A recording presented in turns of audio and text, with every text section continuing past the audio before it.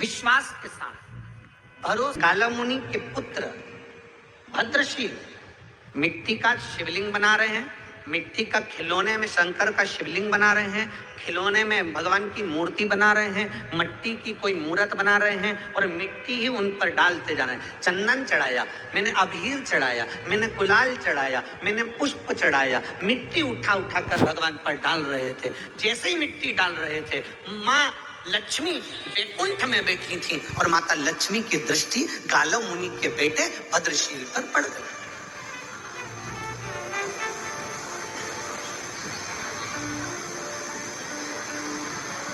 क्यों? किस लिए? आपको मालूम होगा, शिव महापुराण को जरा उमा संहिता को पढ़िएगा, देवी भागवत पढ़िएगा, लिंग पुराण पढ़िएगा, नर्मदा पुराण का अध्ययन करिएगा और स्कंद पुराण पढ़िएगा। उसमें वर्णन आता है भगवान नारायण जी के साथ में माता लक्ष्मी का विवाह भगवान शंकर ने करा दिया। लक्ष्मी जी ने नारायण के सामने भगवान शंकर जी से पूछा कि मेरे लिए आज्ञा करिए कि मैं आपकी क्या सेवा कर सकती हूँ, क्योंकि आपने मेरा विवाह नारायण के साथ कराया।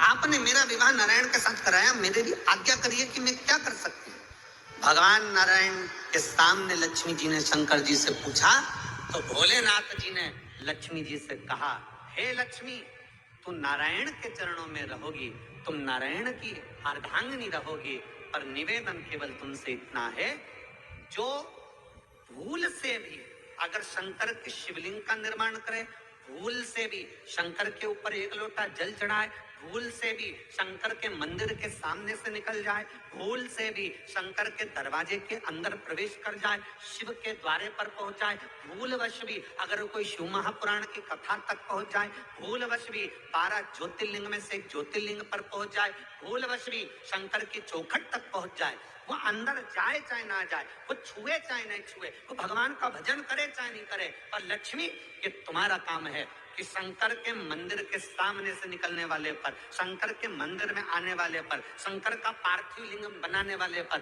शंकर की कथा सुनने वाले पर लक्ष्मी 33 कोटि देवता में कोई उन पर दृष्टि दे चाहे ना दे, सबसे पहली दृष्टि लक्ष्मी तुम्हारी पड़ना चाहिए, उसका कल्याण होना चाहिए। ये वचन है माता लक्ष्मी का भगवान शंकर को।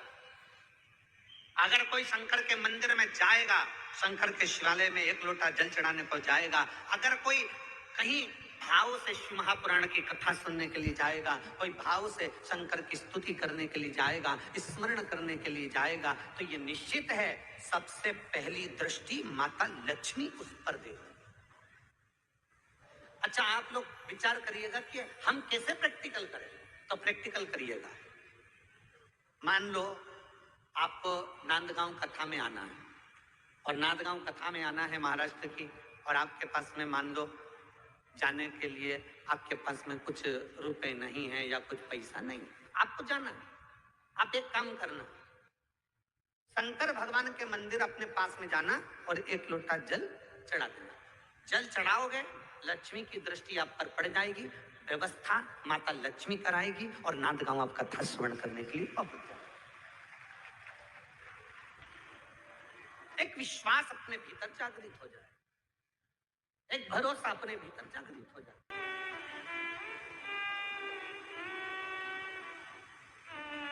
आपके सहज दिल में, आपके सहज भाव में, आपके विश्वास के अंदर, आपके हृदय के अंदर शिव तत्व कैसे आ सकता है?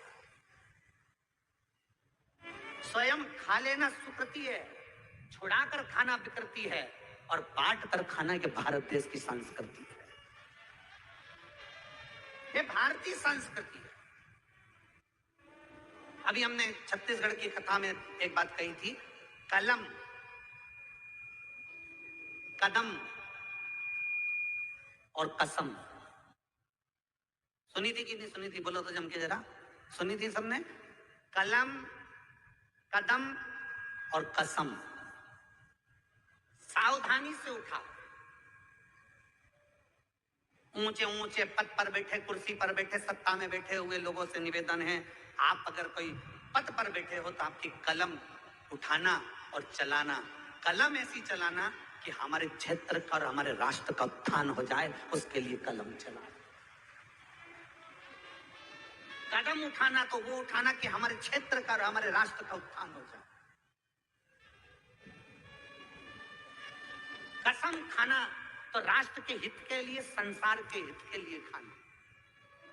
ऐसी वैसी हमने कहा था कथा में, ऐसी वैसी कसम मत खाओ कि मैं आज के बाद तेरा मुंह ही नहीं देखूंगा, ये कोई कसम है? कसम खाओ